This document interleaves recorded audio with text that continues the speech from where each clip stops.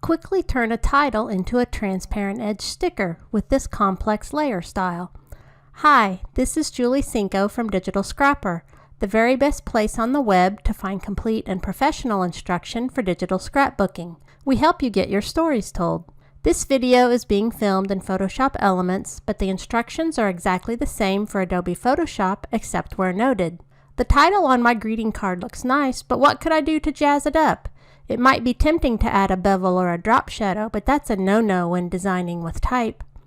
This tutorial shows how to add a complex layer style and turn the title into a sticker with a transparent edge. Begin in expert mode by opening the Transparent Edge Template PSD file from the download.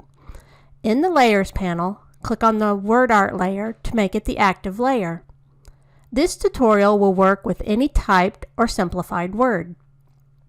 In the menu bar, choose Layer, Layer Style, Style Settings. In the dialog box, set the lighting angle to 120.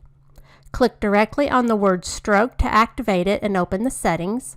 Set the size to 10, the position to outside, and the opacity to 20. Click on the stroke color chip to open the color picker. Choose white and click OK. Click directly on the word Drop Shadow to activate it and open the settings.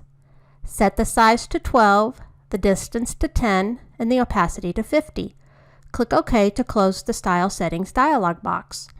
Photoshop users will find settings in the manual.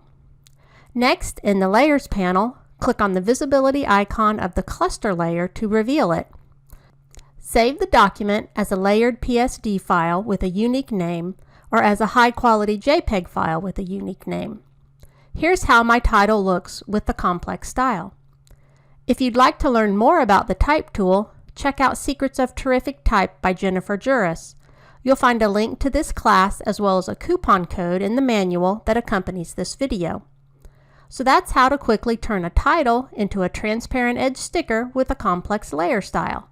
This has been Julie Cinco with Digital Scrapper.